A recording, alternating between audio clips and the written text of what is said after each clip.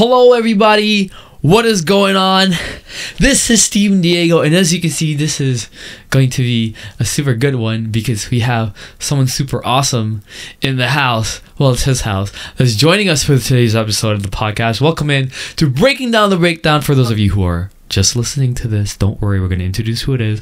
But for the people who are watching and you are from Twitch, you already know who I'm talking to. Now, would you like to introduce yourself, mister?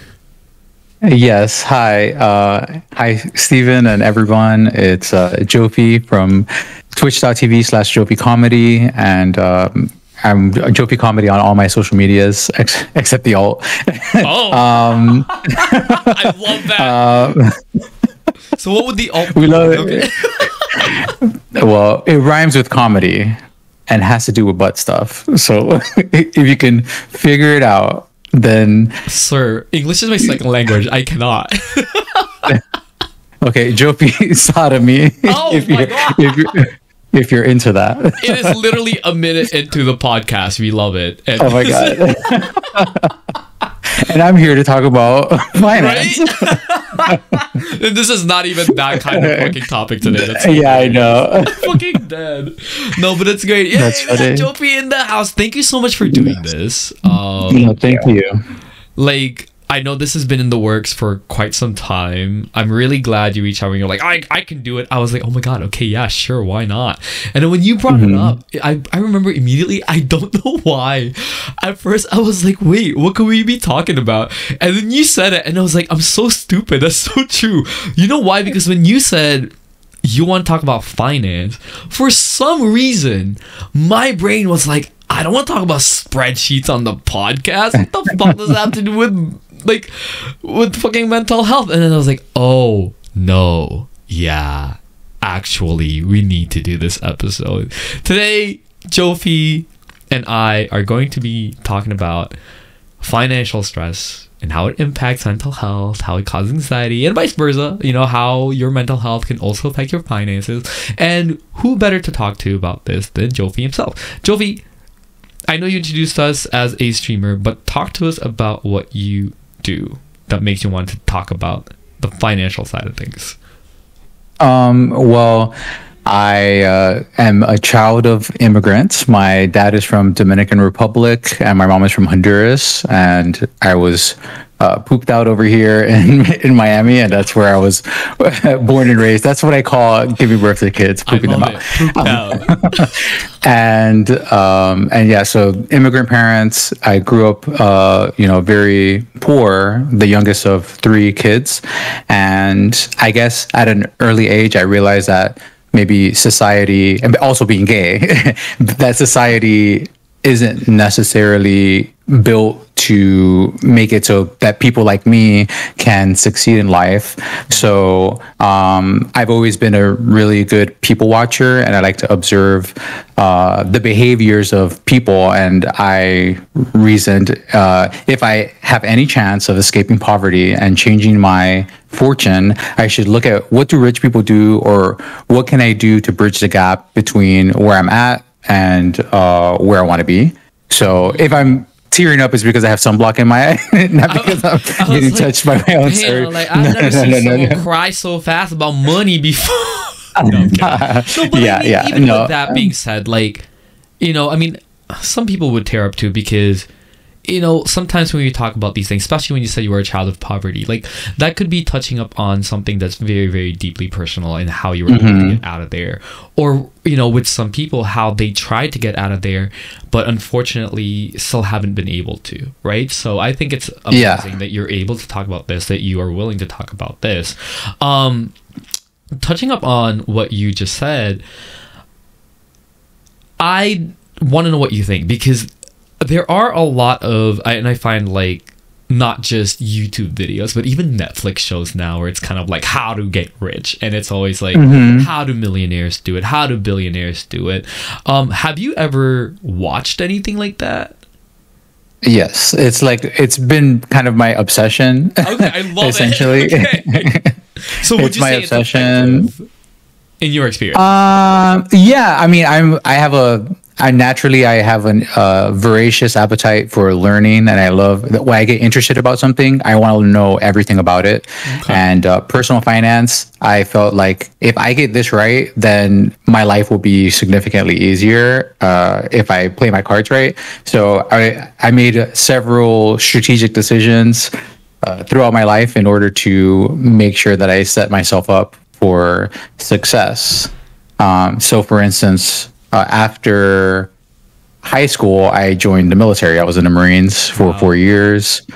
I was stationed in California primarily, but I deployed to Afghanistan. I went on a Marine Expeditionary Unit. And I've been to many countries around the world, like in my experience in the military. And I got to meet people from different backgrounds and learn a lot about other people's experiences as well, and kind of learn and do that. So since I was poor, my parents were like, we don't have money for school. So I joined the military, because the military in the US, they pay for school. Right. So I'm just like, okay, 1-for-1 exchange. I basically said, I'm going to gamble with my life and roll the dice. And if I come back alive, then I go to school for free. And for me, I felt like that was fair. They're going to train me for a job. Even going into the military, I chose a path that is more has business applications, which is supply chain management. And that's what I did in the Marines, actually, supply chain management. Holy crap! I did not know this. Like, I knew, like, I remember, like, in passing, you were like, I joined the Marines before, and I was kind of like, what the fuck, like, oh my god. But like, hearing it in depth, I'm like, holy crap, like, that's. Damn. I mean, I never looked at it in the way that you just said it, because a lot of people in Canada, they do the same thing where they join the military because they do provide you with education and they pay for everything.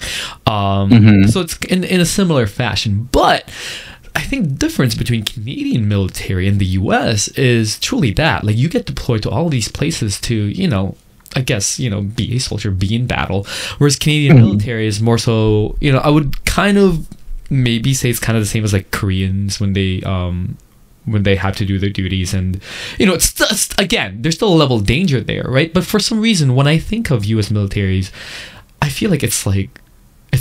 I don't know. Like, they send you out to do these things. Yeah. Trust me, I was not enthusiastic about going over there, because like I chose like a desk job, essentially. So I'm just like, okay, chose a desk job, so hopefully I don't get sent over there. Right. Then they sent us to training in the mountains somewhere in California. And as soon as we came down from the mountains dealing with snow, we got orders that we were going to go to Afghanistan, which basically canceled out all the mountain warfare training that I just received. And then they sent us to the desert for training for a year. Yeah. Not for a year, for like a few months before our deployment to Afghanistan. Year. Like, I mean, well, Afghanistan was like 7 months, but when you're deployed overseas, you actually get extra pay, which is tax-free. And then your paycheck is also tax-free while you're over there. And they don't pay you a lot in the military. You're working lots of hours. It's like below minimum wage. But all your major expenses, which is housing and food, are covered, and transportation from place to place, which actually, if you didn't know, or maybe you do know, that housing and transportation and food are the top ticket items on everyone's budget. Like, your housing is usually the top, followed by transportation, then food. And those are the major expenses that the military essentially eliminates for you. So some people in the military, they see all the money that they get as disposable income. But for me, I saw it as, I need to use this opportunity to save up as much money as I can during that time, while I figure out, what is it that I want to do. I was saving without a purpose necessarily. I was just, being frugal and saving without a purpose. I didn't come up with my purpose until later. So, like, with that being said, how old were you when this happened? I was 18 when I joined the military, right out of high school. And I got out 4 years later when I was 22, 21, 20, because I got out early. do you feel like your upbringing and obviously your environment is kind of what shaped you into doing the things that you did in terms of, you know, saving that money, kind of like knowing that you didn't really have a lot, so now that you have this income, you're like, okay, well, save for a rainy day? Yeah, so my dad is kind of, my parents are bad with money, and my dad is I don't know if this is a Dominican thing or whatever, but he's obsessed with having his businesses, having a business in Dominican Republic. He bought like cemetery plots in Dominican Republic. And he's like always doing shit over there. And when I was growing up, I was like, bro, we're poor. Like, why are you doing shit and sending money over there when we barely have money here? Like, I lived very close to the Salvation Army, which is a homeless like kind of service place. And so for me, that was kind of a constant reminder that if I don't figure out a way to become successful, then, you know, for me, it was always present. Like, oh, I'm going to make a mistake, and then this is going to happen, then something else is going to happen, then I'm going to be homeless. Like that, it's kind of like my mind kind of worked in that direction, and that was my biggest fear for a really long time. And I have a big I guess arc of where I've gone, like mentally, I guess, in terms of finances, but definitely starting there, I would say is where I guess like a lot of my anxiety, economic anxiety. There's a poverty trauma, right? It's traumatizing to be poor, to not know where money's going to come from, to hear parents discuss what bills they're going to pay or not pay. And this is like for the needs, not even getting to the wants. Yeah. So that's very difficult. Would you say, I guess, let me ask you, what would you say is like your biggest financial mistake that you think that you've made in your life? I am really glad you asked me that question. I feel like we're psychic right now. I feel like, you know, we're just connected. Because I asked you that because I wasn't really like when we were growing up, like, yes, I was growing up poor, right? But my mom, you know, she worked 2 jobs, 3 jobs sometimes, but she was able to secure certain things for me and my sister. But it was one of those things where like I had nothing still, right? Like it was literally like, again, like I was a kid technically, but it was one of my things where I was going to be trapped living at home forever if I didn't do anything with my life, kind of deal. Because like it's a very different situation. Like I wasn't allowed a job because I had to take care of my sister because we couldn't afford a babysitter, like that kind of stuff, right? So it wasn't like I was on the brink of being homeless. And that's why I asked that, because I do feel like there are a lot of people who don't realize just how close they and their families are to being out of a place to live, to not having enough food, because they don't really see it that way. And because of that, it feels like the trajectory of, you know, how they look at money gets changed. And it's very, very interesting for me, because I wish, and this is where I say maybe a regret thing, it's I wish that when I started working, I had the same kind of mentality you had about money. Because for me, what had happened was, and I attribute this a lot to my mental health disorder, and I didn't know about until I was in my 30s. Right? It was the fact that instead of saying I have a job now, I can save up and do all of these things, it's I have a job now, I can finally do all the things that I want and all of the things that I could buy now that I couldn't afford in the past. And essentially left me with no savings whatsoever.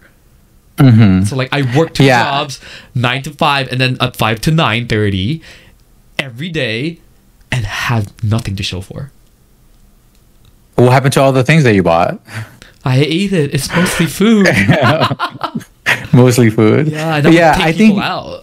I think it's good to so I discovered this movement. This happened like during the pandemic. I discovered this movement called FIRE, Financial Independence, Retire Early. That's it's a whole movement of people who try to save enough money so that they can cover their expenses for, the lifestyle that they want, and have their investments pay for their lifestyle so that they can retire early.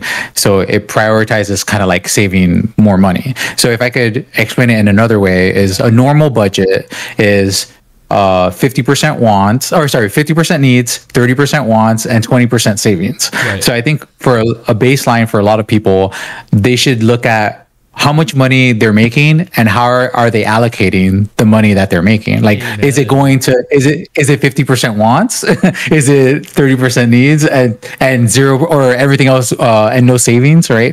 If you think about it this way. If you spend 100% of what you earn, then you will never retire because you have no savings. Right. If you save 10%, it could take like 40 years or 47 years. If you save 20%, it could take 30 years. Right. And every additional percentage that you save, especially over 20, you dramatically reduce the amount of time it'll take you to get to retirement or to save enough money for retirement. So what I would like more people to do, because I think like we don't really talk about this in the gay community or the LGBT community or just in general about what is it that you want to do and how is it that you're going to set yourself up so that you can do what it is that you want to do. When I was in elementary school, actually my entire younger life, I never enabled any of my creative. I never really decided to do anything creative because in my head, I'm a very logical person. I'm like, if I want to be an artist, I'm going to be poor unless I'm like one of the few artists that become successful. But the odds of that happening is very low. And I'm trying to stock the odds in my favor. Right. I don't want to make it harder for myself when I'm at a critical point, and failure for me means becoming homeless. Right. So for me, I didn't allow myself the luxury or what I considered a luxury at the time to even entertain any creative endeavors because I was so focused on trying to achieve be a responsible person and try to make it, basically play the corporate game and make as much money as possible, but not so that I could spend it, but so I could save it and invest it and basically be my own sugar daddy. And I love that. Oh my god. Yes. You know what? I will say this though. Hearing you speak about this makes me excited about the prospect of being able to do this myself. But on the flip side of the coin, and I do want to say this, for those of you who are listening and watching right now, I am with you in what I'm about to say. I think it's great that for you, you're able to say, if you save 10% of this, it's this, 20% of this, it's that. Unfortunately, and I know you know this, there are a lot of us out here in which we actually can't afford to save because even what we're earning right now is not enough. And I just want to tie this in to what we're talking about, right? What you were just saying, because I find that being in that position, a lot of people say, "Well, just get a second job," which would be the most logical thing, right? Or get a side not always, actually, not always, and not necessarily. Honestly, right. I think if you're not making enough money, like I would say, this is kind of arbitrary, and it's going to depend on where you live and what you're like. If you live in New York City and California, even Miami, it's not going to be the same. But I'd say if you're making 50,000 or 60,000 or less, then you're like, what I would do is my goal would be try to make that much or more. That would be my goal. I wouldn't even worry about saving. I would worry about devising a plan to make more money so that I can save more, because everyone, it's a journey, and everyone's going to be at a different point in their journey. And, it's very important that we all take inventory of where we are, have a clear vision of where we want to be, so that we can basically reverse engineer and determine the steps we need to take to get to that point. So I agree that like there are lots of people that live paycheck to paycheck. In America, most Americans can't cover an unexpected $500 expense, right? And these are all real issues and concerns. But in my opinion, the solution is to say, okay, well, what can I do to earn more money so that I can save?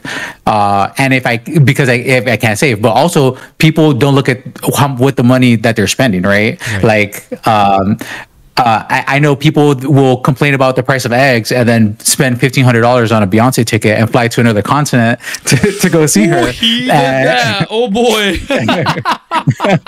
And no, if you could afford it, that's fine. But if you put it on a credit card that you're paying 28% interest, right? And then we're going to turn around and say, I don't have money for anything. For me, it's like, we have to be honest with ourselves, and we have to take responsibility about what it is that we're doing with our money, because there's a balance, right? You have to enjoy today, but you also have to save for tomorrow. For the majority of my time when I was younger, I was saying, this isn't my money. This is future Jofie's money. Jofie needs this money in the future. I feel like people need to think of it that way, because people don't, right? But they say, I'm going to die tomorrow. They're going to say, what if I die tomorrow? And it's like, girl, you're not going to. Or you don't know that. But it's like, girl, yeah, exactly. Girl, you've been living for 35 years. What is the likelihood that tomorrow you're going to die? So now going back to that, right? Like, so what I was trying to say was, for a lot of people, in order to earn more money, for them, the logical solution is to get another job. Because how would they double their income without another job, right? So, that's why I was kind of like, hold on, wait, what? So when you started saying what you were saying, I was like, okay, I get what you mean now. So, but what I was trying to say is that, especially for people who don't have any special skills, right? Like, it's hard for some people to get a side hustle, and we have to acknowledge that. Not everybody, is able to. So why don't the people without the skills develop the skills that they need in order to get the job that will allow them to make extra money? So that's what I was trying to get to, right? It's what I'm trying to say here is this. A lot of people who are affected with mental health disorders, have that issue. And not a lot of people understand that. Not a lot of people know how hard it is to be afflicted with ADHD. Not a lot of people understand how, like, everything that we're saying right now, this can actually be very overwhelming to someone, because they know that this is something they need to do. They know this is something that they're able to do if they just, if they just put their mind to it. But the problem is getting to that point. And this is why it's a very important conversation to have, especially coming from you who, has been through it all and has found avenues, of success. You've built a road for yourself. You've built, it's this journey that we all would love to be on, that we all love to embark. But unfortunately, Jofie, for a lot of people out there, they don't even realize that they are dealing with something mentally. They just think they're lazy. They're quick to brand themselves like, no, I'm just fucking lazy. And a lot of people will agree because, I don't see you doing anything. Not understanding the battle that's going on in their minds. And so the question... absolutely. So the question for me that I'm trying to ask now, right? Knowing both sides of this, because you are on, you've been on this journey. What kind of advice, aside from, well, obviously, why don't you just get to it? What kind of advice would you have for people like us that really wants to have the same kind of financial freedom that you do? And knows we have to put in the good work, right? But how are you able to kind of visualize that in a sense that would help people with, let's say, people with ADHD? It's very hard for them to focus. And sometimes they're not able to, get a pill just to get shit done, right? Like, how would you able to, how do I say this? Because I don't want to say help out, because it's hard. Like, honestly, at the end of the day, it's up to us to help ourselves. I think I get what you're saying. I mean, what I would do first is everything begins with a vision. Right. You need to have a vision for what it is that you want for your life. Like, I asked my friend, like, okay, so where do you see, what kind of apartment do you live in? Like, do you want to live in, right? If you, where is that apartment, right? Look at how much that apartment costs, right? Your living situation, you shouldn't spend more than 30% of your gross income on your housing. So if that's the apartment you want to live at, then how much is that how much would you have to make for that apartment to be 30% of what you earn? Oh, I have to make $85,000 a year. Great. Only look at jobs that pay $85,000 a year and pick the one you hate the least and start working towards there. But it's more than just it's also like you know, do you go out to eat to restaurants, right? Like how much do the restaurants cost? Design your lifestyle, have a vision for what you want so that you have motivation and inspiration to do the hard work of introspection to take an inventory of, well, what are my skills? What am I good at? What am I not good at? Is there any way I could make the things that I'm not good at better, or should I double down on the things that I am good and try to do more of that? Is something an avenue that I can do? Is that going to net me more money? Because we can talk about consumerism and capitalism and everything's fucked up and income inequality or whatever. But at the end of the day, you know, you have to, unfortunately, and this is an aspect of life that I don't like, is that for the most part, you have to work to live, right? You have to work to live. Oh, for sure. There's just no way around it. Yeah. And the only way around it for me that I saw, because I have a lot of insecurity, I had a lot of insecurity about working. Even though I'm a stellar employee, I'm very qualified in my job. I actually have a master's degree in supply chain management. Wow. I've been working in my industry for over 10 years, so like almost 14, 15 years. Coming from? Because I grew up poor, because I feel because of capitalism, right? Yeah. Because the second a company decides that it's more beneficial to them to fire you than it is for them to keep you, they'll fire you and they're gonna sleep well because they're not a person. but you are a person, right? So part of how I dealt with my economic insecurity was to make sure that I had sufficient savings, right? Some people start off with $1,000. Other people, it's recommended that people save like 3 to 6 months worth of expenses, right? So you figure out your expenses, you save up 3 to 6 months worth of it, and you have that as your emergency fund, right? So now next time you're something that would have been a crisis is now an inconvenience because you have the money and you took the time to provide yourself that cushion. So if you get laid off from your job, that would be a very stressful scenario. But if you know you have 6 months of expenses that you could literally not do shit for 6 months and still be okay, like that should be a well from which you can reduce your economic anxiety, right? And that should motivate you to take care of yourself. I kind of see personal finance as like making sure that you're good so that you can actually do the things that you want to do. Like I love the idea of just staying at home all day. I'm a homebody, staying at home all day, playing video games, working out, getting laid, and like for me, I'm a simple guy. That's like all I need. That's all you need. That's all I need. But the thing is that I have to go to work every damn day, and the only way to remove work out of the equation is to make sure that you save and invest enough money where your investments can pay for your lifestyle. And once you do that, then you can move on to doing things that you actually want to do. Or while you're building that up, you know, you can build up whatever side businesses or side gigs that you want. Right. And then, you know, maybe that works out, and then you could drop you can make your side gig your full-time gig and then do something that you're more passionate about. Because I do respect that people are passionate about things. Like it was easy for me to not really engage with necessarily what I wanted to do, or what I give myself permission to have fun or be creative, because for me the stakes were high. It's I need to make this work because I don't have a mom or dad that have money that can just bail me out, right? I'm not in that position. So for me, it was more important to try to get the bag and be smart once I get the bag, so that I don't have to work anymore. Yeah. Amen. You know what? Preach, Jofie. I will say this. You hit the nail on the head when you were in the middle of your, you know, Academy Award nominated speech over there. Because for a lot of people, you know, bringing it back to the people who are afraid, the people who are hesitant and a little bit anxious about making that move towards, you know, obviously financial freedom, because of the what ifs, there is one thing that you said where for me I was kind of like, yeah, this is actually very important to listen to and hear and listen and understand.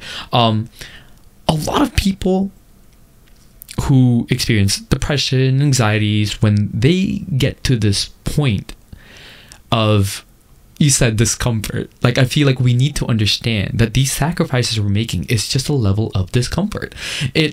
We do need to make these sacrifices for the greater good. It's the bigger picture that a lot of us don't end up seeing. And I understand. I understand why. But at the same time, I think one of the biggest issues that we have is that we get stuck on this cycle that we put ourselves in, and we're not able to save up because of that. It's exactly what you said with the whole eggs and Beyonce tickets, right? We can complain about X, Y, and Z about it being expensive, yet here we are, right? We are actually secretly saving up for a new something. Instead of just being able to put that away and save it. And we try to justify it by saying, well, I deserve every bit of this. Of course you do. Yes, you do. But if you really get down to the bottom of it, is this going to make you happier in the long run? Or is this a temporary fix for you to be able to feel like you've accomplished something with what you're doing in life right now? And you're going to get back on this cycle of, I fucking hate what I'm doing right now because I don't have the money to show for it. And I don't have my way out of this. Yeah, like I think I probably could have been a lot more spendy in the last maybe 2 years. It just finally hit me. It finally hit me now, or like very recently, because like last month I actually hit financial independence. So I could quit my job and not have to work for the rest of my life, which is great. But I want to work an extra year so that I can I'm working on my tattoos. You can't see, but my legs are tattooed and I have to finish them. I want to get it like a full Japanese bodysuit tattoo. Tattoos are expensive and that is not in the budget. Getting tattoos every month is not in the budget. So so I want to do that. I want to save up for some other expenses that I want to like have, just sitting on the side, separate from my plan. But then my intention is that at the end of next year, that I give my resignation and I do content creation full time. I think for me, I'm able to do Twitch and other things like with more confidence, because I don't necessarily feel like I needed to make really any money for me to be happy with it. Like there's not the pressure of money. Like I know you probably feel sometimes like, oh, I need to stream because those ad pennies, I need them to accrue so that I can make money. And I think like for me now, I'm in a place where I can explore more my creative side and do other things that I wouldn't be able to take risks on because the stakes again were so high. So now this year coming up, I'm gonna feel like I can spend more without feeling guilt, because I did used to feel guilt when I spent money, because again I'm thinking, oh, future Jofie's gonna be mad that present Jofie and past Jofie splurged on XYZ. But as I was coming through my journey, I found lots of ways to save money or do things in a more intelligent manner. For instance, the first time I went to Japan in 2011, maybe 8 weeks or a few weeks after the earthquake that happened, the Fukushima nuclear, all that whole thing. I went. That was my first time going to Japan, and I stayed at a hostel because it was cheaper, and I was in a dorm with other people, but for me, I had wanted to go for such a long time, and I planned the trip. I went during the time when it was cheaper, and I had cheap accommodations, because for me, the joy is the experience of the trip, right? Exactly. Going to the convenience store, doing things, and for me, I always try to find ways. How do I spend more on things that I want and spend less on things that I don't care about? Because like designer clothes, designer brands, those are things that I don't really care about for myself. Right. And I actually think for most people is probably a huge waste of money. I have a friend, for example, who's a teacher, and before he was trying to buy a house, he was like Mr. Designer. He's like everything. He had like $1,000 Fendi shoes. Oh my and God. he's a teacher. For me, the idea of spending $1,000 on shoes is ridiculous. But that's me. I you know, if you could, if you got the money, and you could afford it, that's fine. But I think like my thing is that someone who's a teacher who's spending $1,000 on shoes but isn't saving up for retirement, I think may need to do some reflecting on what their priorities are and what they actually value, because you don't want to be 80 years old still working because you can't afford to not work. Right. And I think the one resource that we have that we can never get back is time. And when you're working, you're exchanging time for money, and having money lets you buy some time back, but you can't get more time, right? You never know when you're going to die. Whenever a celebrity dies, I know this is kind of like a morbid thing to think about, but whenever a celebrity die, I think about like, wow, if I retire at this age, I would have lived, you know, X number of years before I die. Right. And I always think about that because you don't know if, you know, you're going to die at 50 or 89 or whatever. Sure. Like you don't know that aspect. And for me, I think it's sad to if I like die at my cubicle at work, you know, like for me that would be sad. I would be dead, so I guess I wouldn't care. But I think but I think it's a sad story. He died where he lived, and he died at his office. Yeah. Like for me, that's depressing. I want to see the world. I love traveling, and for me, that's something that I value highly. So I'm always doing it. Like. Right. I went to Korea and Taiwan in December and Japan in March, and I went business class, and I used like I opened up credit cards to get miles, and then I used the miles to get the tickets, because business class tickets are very expensive, and I would never pay cash for them. No, of course. but because I don't carry a credit card balance, I pay off all my credit cards like as soon as I get paid. I invest first, then I pay off all my credit cards, and that's it. I don't touch my money. That's my paycheck routine, right? And that's something else that I want people, I guess, to think about, is about paying themselves first, and before even paying a bill, they need to make sure that they're allocating something to like saving for themselves, because usually what people do is that they spend all their money and then they save what's left over, if there's anything left over. Right. But when you prioritize saving first, then you spend what's left over, and then it's a different equation, right? And that's how I would hope people should think about it. Oh my God, that last part alone for me spoke fucking volumes, because I'm exactly like that. Like I've always been afraid of like missing a bill, of like, you know, like I'm always like, I have to be on top of this, to the point where certain times I do not have savings because of it. And you know, obviously that also bleeds into the other things we spoke about earlier about spending certain things. You know, I'm guilty of it, right? Like I have to say, I have to ask, and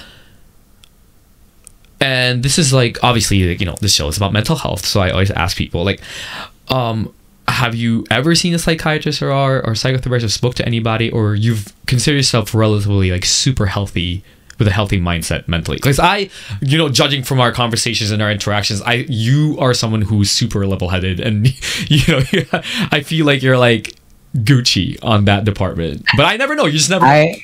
Yeah, I mean, that was okay. So I've never seen a therapist or a psychologist, other than I guess when I was getting out of the military. Right. But no. I have always been a very strong advocate for my own mental health, and I guess I'm always guarding my mental health. And I guess I kind of I'm sure, like, between my military experience and going overseas, and, you know, growing up poor and just like being a human in life, right, there may also be a touch of ADHD with me, but I have not been diagnosed, so I don't want to necessarily claim it. But for sure, I feel like generally speaking, I guess I've weaponized my mentality to my benefit, and and I'm very good at compartmentalizing, and I think that helps me cope with life, I guess. Right. I mean, I used to have like a lot of depression in high school, but maybe that's just maybe that's a high school thing. Like and adolescent, like growing up hormones kind of thing, right? Yeah, but now. And then I served in the military during Don't Ask, Don't Tell, which is where you couldn't be out and gay. Yeah. So that certainly caused mental distress, right? It's like, oh, they're gonna send me to potentially die overseas, but then if I talk about sucking dick, I'm gonna get kicked out of the military. Like that's like that's so unfair. Wow, the dilemma of like what? Yeah, what I know, right? I have to suck dick in silence. That's so hard. I salute you for that, sir. Thank you. But so I don't have anything like. I mean, I have insomnia. But I haven't really talked to any mental health professional. I've been thinking about doing it. I'm sure I have like access through the VA. Right. And now that I'm financially free, now essentially I kind of see like all my income is essentially disposable because I don't need it. And the thing is that it's only possible because when I was younger, I decided that I was going to be like I was embarrassingly cheap and frugal. Let me tell you, I have some embarrassing stories. Like when I was in the Marines, I used to go to Starbucks. I used to just grab a handful of Splenda, and I never bought Splenda a day in my life when I was in the Marines. I feel like that's not. I don't think that's embarrassing. I think that's just that's life. That's what you gotta do sometimes, right? Yeah, and to I guess a previous point I was making is that like that's life. You get your money however you need to get your money, as long as it's ethically and legally right. Yeah, it's not hurting anybody. Yeah, you're not hurting anybody, and as it really doesn't matter. It's more so, in my opinion, what you do with your money, and are you spending it in ways that you truly value, and I kind of think about it because I used to be much heavier and then I lost a lot of weight in high school. Okay. And for me, finances and fitness is actually there's a correlation between it, or very parallel paths, because when you try to lose weight, I need to eat less calories than my body needs. I need to work out. You need discipline to do it. And you just stick with it, and you get results. And as you continue, your results get better. And financially, you should spend less than what you make, and you should save the difference. Well, think about it this way too. Like it's expensive to not be good with your finances, because let's say you have a bad credit score, right? Because you don't pay your bills on time or whatever. Now, when you go to buy a house, if you're ever able to buy a house, now you have a higher interest rate, which means you're going to be paying even more money. So for me, it's like you're don't make it harder for yourself, and spend less money than you make. It sounds basic, but trust me, a lot of people don't do it. People will put a vacation on their credit card and then continue paying it off until their next vacation, and then they'll put the next vacation on it. And I'm just saying, like, what about either save for the vacation and then go on the vacation, or find vacations that are within your budget. Say, I'd love to go to Japan, but that seems out of pocket right now. What can I do to get there as cheaply as possible? Or maybe it's cheaper to fly to Korea first and then stay there for a few days and then go to Japan. Or maybe, because not everybody's a credit card person like me, and credit cards can be very dangerous if you don't know how to manage. Yeah, for sure. Yeah, if you don't know what you're doing. So I don't necessarily recommend doing it like you did. Doing it like how I did. But definitely, I think like having your emergency savings, that's going to help hopefully reduce your anxiety, and know that if you're making like less money, then your goal should be trying to say, okay, how can I make more money? Because compound interest, for me, my biggest financial regret is that even though I started investing young, it's essentially saving and investing as soon as I started working at 15.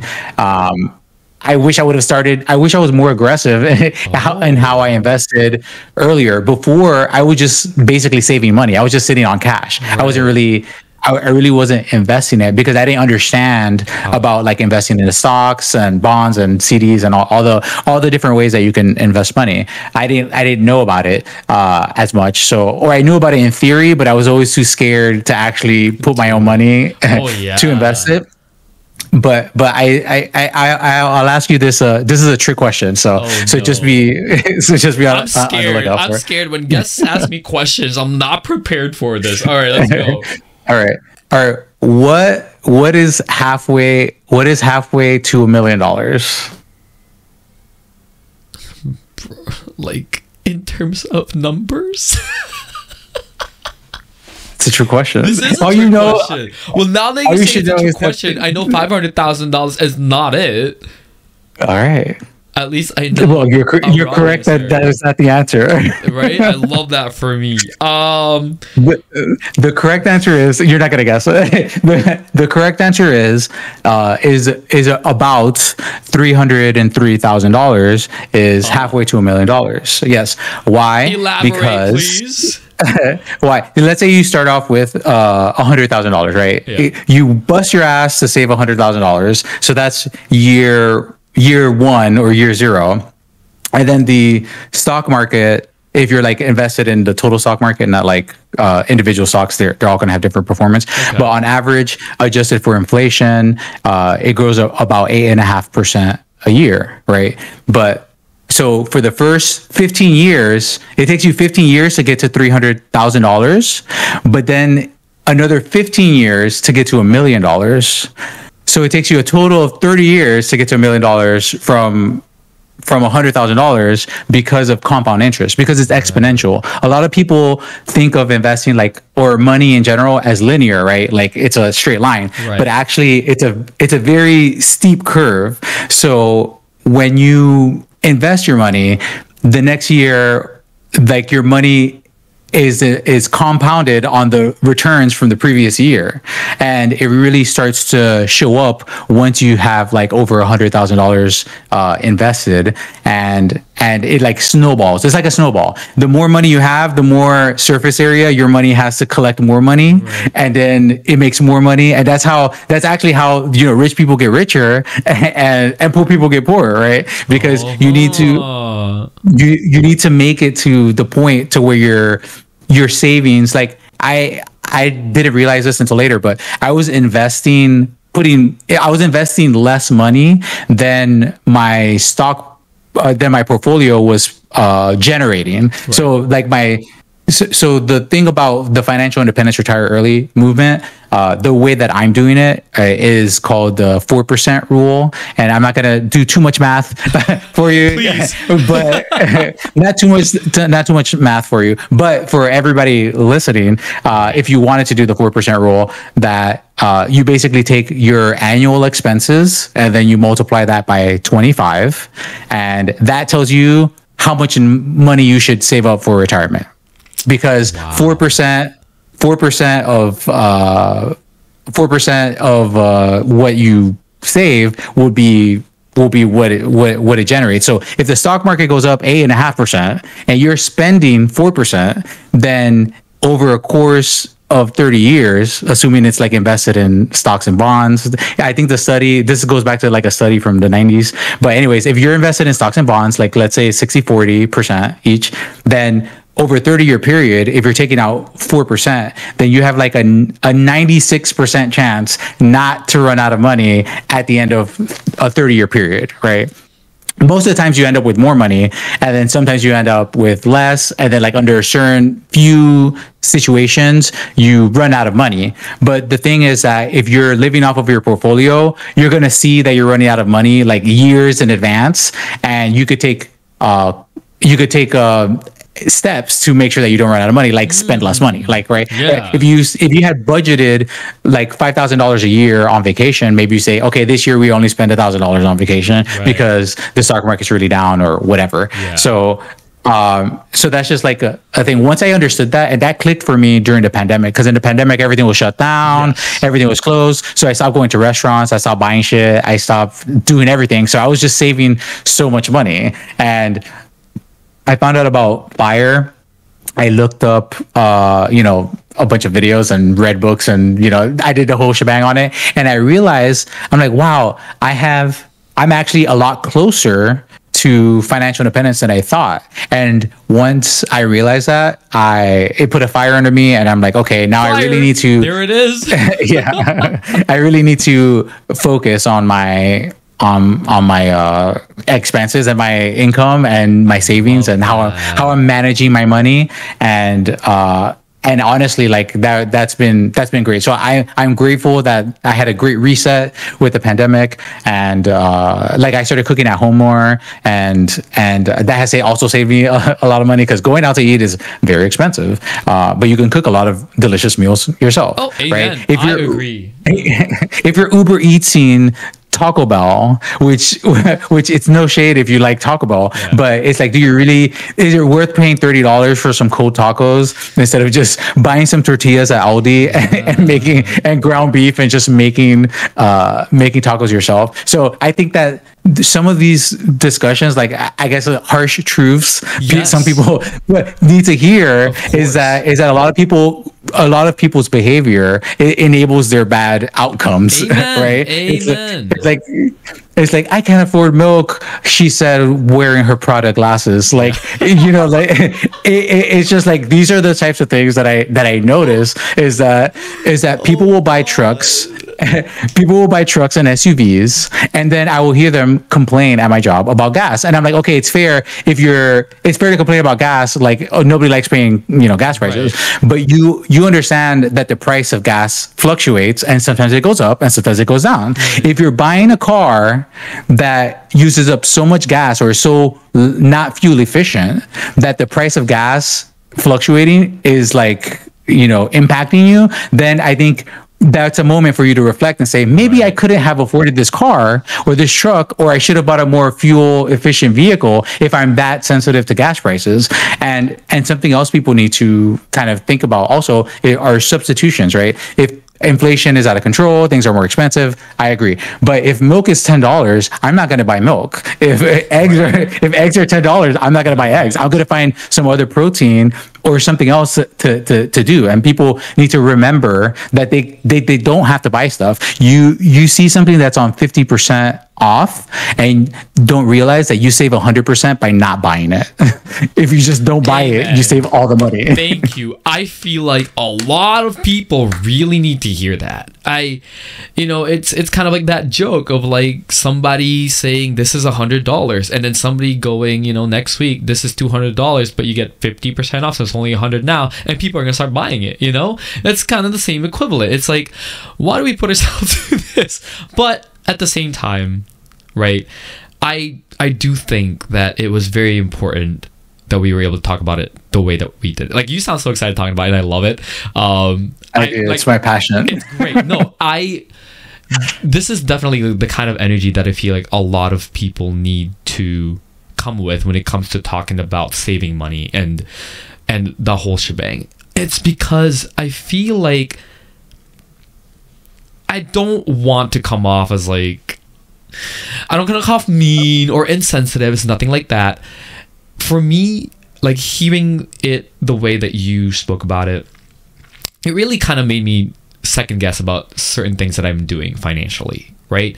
And it's not so much because, like, yes, of course, I want to get to where you are too one day, but it just makes me reevaluate things. It makes me want to kind of take a look at myself and say, how many times have I made decisions that I've justified because I was feeling some type of way just to make myself feel better, as opposed to how many times could I have changed that decision to allow me to continue on the path that I was going down on financially, because I knew that was going to help me in the long run, right? And oftentimes, I've like, in this conversation with you, I've sat here and I'm like, he's right. Like, it's hard to do.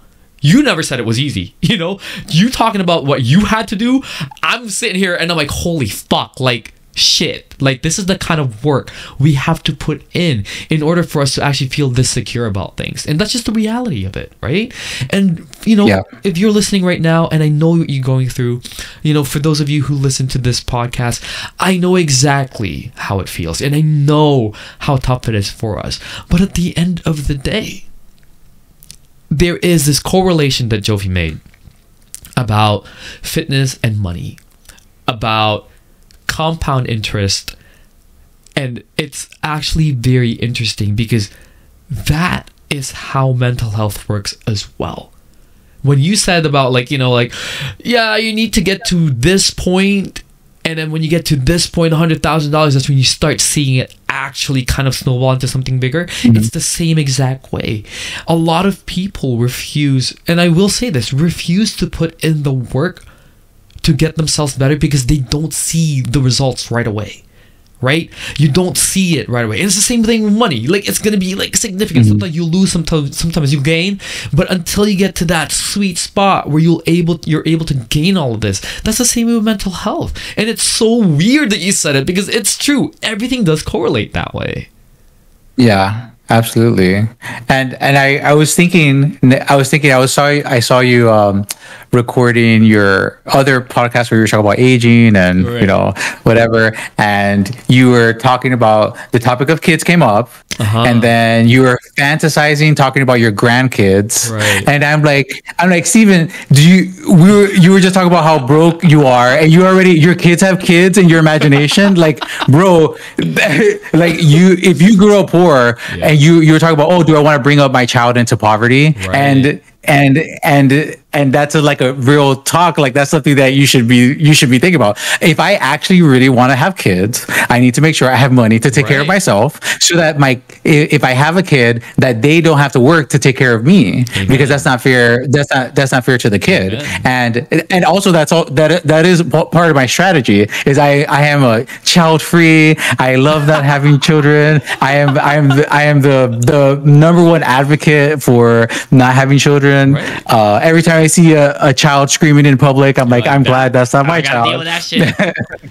No, but that's, Yes. you know, I'm glad you brought that up because that's exactly why I don't have kids, right? Like, I would never, ever, and like, you know, I wasn't even that deep in poverty, but I would never want to bring a child into this world and experience what I had to experience. No, just bar none. And unfortunately, the only way you could do it is with money. And how do we get money? It all goes. And that's why I'm saying, like, it doesn't matter how you get it. It doesn't matter how you get it, as long as it's ethical and legal. Right. but it's about what you do with it and how you have it working for you. Like, I think it's like, I invest a lot in stocks, but you know, some people do real estate, right? Like, let's just say your cost of living is $2,500, right? You maybe work and save to buy a duplex or a quadruplex. Like, that's your mission. And now you live in one unit, you rent out the other three, and they all pay the mortgage. And then when you get enough cash flow, then you can borrow against that house and get another one. And then you do that. And then if each unit cash flows you enough money, that can take care of your monthly expenses, and then you that's it. You hit financial freedom. You just continue to let your tenants pay your mortgage, and you live your life. And it sounds simple in terms of steps, but it's a lot of work and sacrifice and things that you have to do to get there. But it's really that simple, because in my opinion, it's very risky to have one employer, right? I encourage entrepreneurship. Like, now I studied lots of business. I went to business school. I'm enthusiastic about it, but I thought that the risks of starting your own business it's just too much that I could never do it. Right. But here I am, you know, I'm streaming on Twitch. I have so many like business ideas and things that I want to do, that I feel glad that in 2025, once I quit my job permanently, that I will have time to actually do it without driving myself insane. Because some people won't do that. They'll burn the candle off at both ends. And I don't want people to do that either, to like hustle their way to the bone. But it's about being strategic, about and intentional about your decisions, and ask yourself this, because I used to do this for fitness as well.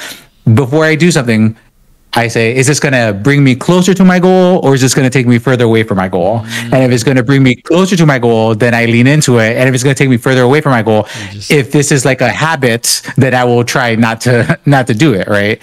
And if you build the habit, it becomes easier, because it's hard in the beginning. In the beginning, nobody's making money, and it's like really hard. But as you work on your skills and you develop your savings, then it becomes easier, because you've ingrained the habits for yourself to be successful. Like I told you, I get paid. The first thing I do is I invest. Then I pay off all my credit cards, and then I chill. Throughout the month, I'm charging everything on my credit cards, because I'm a credit card guy. That's what I do. but because I pay off all my credit cards in full, which is the important part, every month or every time I get paid, that's a disincentive for me to spend more than I make, because I pay it off entirety, right? Carrying a balance is not an option for me. And because I don't carry a balance, right? I have my savings, I have my investments, and then I have access to credit, right? Now, if I do have an emergency, I don't have to run out and sell my stocks. I don't even have to use my savings. I could float for 21 days, before I have to pay any interest, if something comes up, right? So that's an option. But if you're maxing out all your credit cards and you're always carrying a balance, then if you do have an emergency and you don't have savings, then where are you going to get the money from? And that's where the stress is going to come from, is because you're doing it, but you're doing it to yourself, not you, but whoever it is, you're doing it to yourself. And I think that a lot of people get down on themselves for their current situation, and they just get paralyzed in, I guess, the deepness and the darkness that is their current situation, without first acknowledging how they contributed to their circumstances, right? Because like life happens. Life is 10% what happens to you and 90% how you react to it. Right. So how many times do we have to do blowing our tires, or some kind of financial emergency has to put us in peril before we say, oh, maybe it will be good if I have 3 to 6 months worth of expenses. I had a friend who was laid off twice. Actually, he quit his job for another job, then he got laid off, then he got another job, and then he got laid off there, and finally he was unemployed. I was talking to my best friend, who's his boyfriend, and because I'm telling him, when I retire, I haven't mentioned this, but when I retire, I want to, in 2028, I want to move to Thailand. I want to sell all my shit and move to Thailand and live there. I want to, because you could afford a much higher quality of life for a lot less money. Ooh. So for me, that's part of my risk strategy, right? So right now I have enough money to cover my expenses on my current lifestyle, which includes, vacation or whatever. But if something terrible happens in the economy, there's not that much that I can cut out of my life in order to adjust for that, right? I could go back to work. I could, get a part-time job. I could stream more. Like, I do have other options. But if I'm in Thailand and I'm living in the city center of Bangkok, and there's a economic catastrophe, I can move further out in the city. I can move to Chiang Mai, which is another popular city that's even less expensive than Bangkok. There's like so many options that I'm thinking about, again, being strategic. Right. About what can I do to set myself up for success, and I want people to have the vision for themselves, to think about where they're at and how they can bridge the gap and make sure that they're not self-sabotaging, because I think that is a form of self-sabotage, right? Yes, that's it. I completely agree. I'm really glad you said that. It speaks to me in a lot of ways. I'm not gonna lie. I'm kind of affected. I feel attacked this entire time. But, I appreciate that. I want that. I need to hear that. Because we don't have conversations about this enough. We really don't. We have a lot of friends, but most of them, they don't go in depth when it comes to finances the way that you did, right? And that's why it was so important for me to have this conversation with you.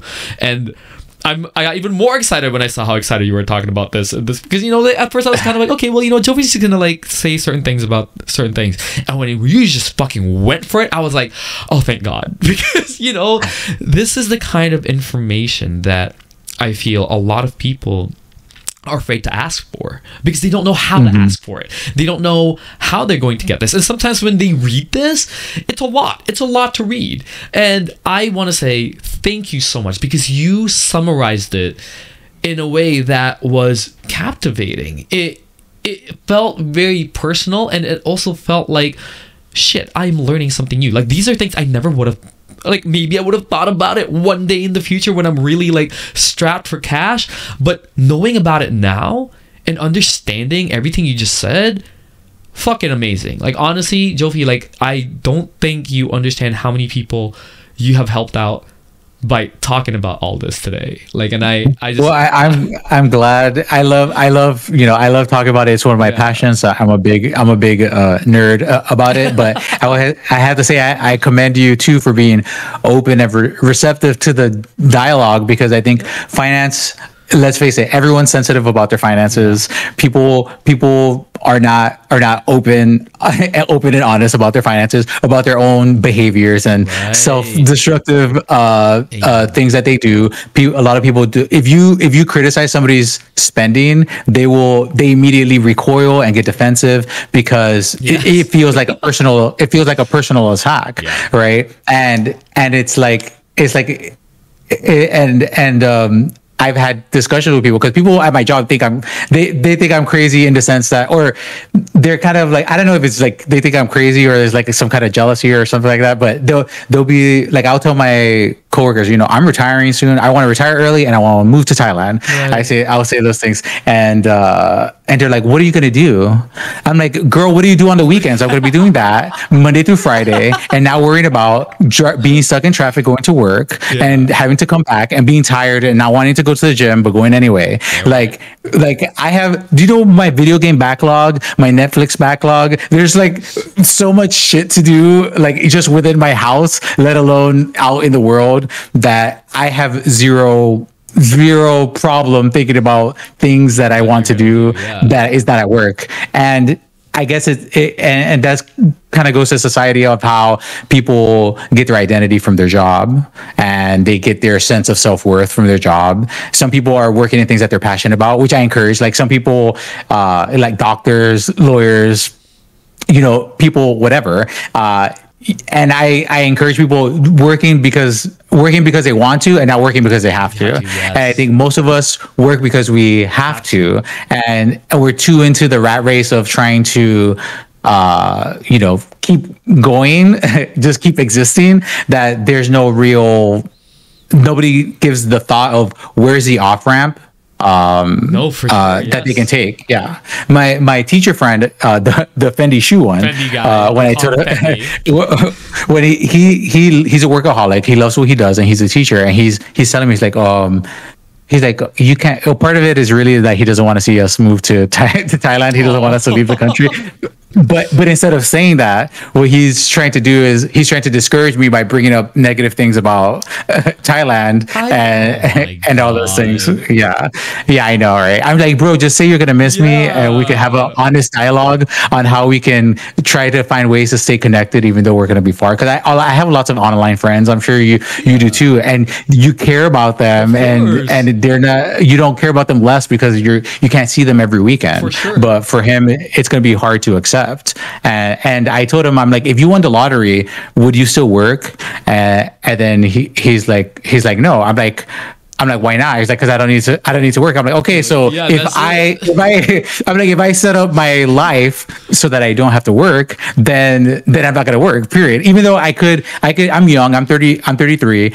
I could work another 5-10 years, have way more money, but I have something that I guess like a lot of people don't realize that they can have, which is enough, right? When you have enough, you can stop. You don't need to do more if you have enough. Facts and fire. That's me, because I'm confident in my ability to I guess like I'm confident now that I can do more on Twitch / other things, because I don't have to worry about my needs and like most of my wants, because that's taken care of. And I think that's it's very liberating. It's very liberating to be able to do that. And there's a sense of that's why it's called like financial freedom, right? You have the freedom to do what you want. And if what you want to do is continue to work or maybe even change industries, like I can take a job now that is part-time or is half of what I make or a completely different industry that I wouldn't have considered those positions because they didn't pay enough for me to achieve my dream of retiring early. Yeah. Oh, so I'm thankful for you for the opportunity, and we got to meet famously in TwitchCon 2022. Yes. I was starstruck by your handsomeness and your amazingness. And if you guys are watching this right now, I'm sorry. I was so scared. I was so nervous. I was like, "There's no way. There's a handsome guy that's coming up here. Like that's definitely Jofie." I was like, "God damn it!" I don't know. I was just glad it was at the club because I was like, and I can do whatever the fuck and not be awkward. Like, yo, honestly though, like I'm actually really glad we met. Like I'm glad we met too. I know we don't really interact as much, but I do like our interactions because it doesn't feel forced, and I think that's very important. And like no shade to the people out there who, and I'm pretty sure same with you. Like I'm sure there's a lot of people who really want to get to know you, want to get close to you, but sometimes it's just the vibe is just not there yet or whatever. And I felt like with you it was not like that. Like I don't know, like you're so easy to get along with. It was weird in a good way. I think I know. I think like we're on the same wavelength in certain aspects, and I think that kind of helps it. And but I'm telling you, I was just staring. I was just looking at your direction. I'm like, can you see me blushing? Like that's what I was thinking. But I was trying to be professional. I was trying to be. I think it's because you're so overwhelmingly attractive that I was just thinking. I'm like, okay, be cool. Don't be weird. These are the things I was telling myself. Like, don't be weird. You were so cool. Like it was like those like movie moments where I was kind of like, is he the CEO or something? Because it was just like that, but it wasn't like a douchebag kind of thing. It was just you were like that person that if Gatsby wasn't a terrible person, that would be you. It's the same kind of air of confidence that you carry that I was like, hello, is the room even moving right now? But it was great. Like honestly, you're an awesome dude, and I am just so glad that you're my friend. I'm so glad that we met, and I'm so glad that you did this podcast for us. Yeah, absolutely. A lot of us really needed to hear that. Like truly. Honestly, guys, I know you probably hate Jofie right now for spitting facts, but give it a week and you will thank him for realizing or helping you realize. Give it 20 years. No, but it's give it 20 years. But it really is like an eye-opener. It really is something that a lot of people need to hear. Not just people with mental health disorders, not just like anybody out there who's actually, and you may not even be struggling financially, but you're probably wondering like why you're not getting as much returns as you thought. It really is that. It's like things that people normally wouldn't say to other people. And I'm so glad you were able to do it. And look good while doing it. And be kind while doing it. So thank you. Thank you. No, for sure. Thank you. Not that. Is that a stream deck? Yeah. I'm fucking dead. Look at him. Okay, before we go, one last thing. Before we go, plug yourself, not like that. But like, just tell us where I'm gonna have to take it out now. This entire time it's been in. Tell us where we can find I have one of the tails. Oh god. Okay. All right. Yes. So I'm JofieComedy. I'm JofieComedy on Instagram, TikTok, X, Jofie Sodomy on X. There you go. And of course Twitch.tv/JofieComedy. So thank y'all so much. It's been a pleasure, Steven, speaking with you and your audience. I had lots of fun. I'm glad you did. Thank you so much, guys. This has been Breaking Down the Breakdown with me, Steven, and Jofie. Remember, guys, be kind, be compassionate. You don't know what the fuck the other person is going through. So as much as you want to talk shit about them because they're doing some whack ass shit, just always remember, you were also probably in that same position like last week. And you didn't want people talking about you. So you know what? Just stay kind because you never know. It's going to go a long way. And trust me, it feels better. All right, this has been it. Thank you guys for listening or watching. I'll see you guys later. Bye. Bye, pumpkin. Bye, pumpkin.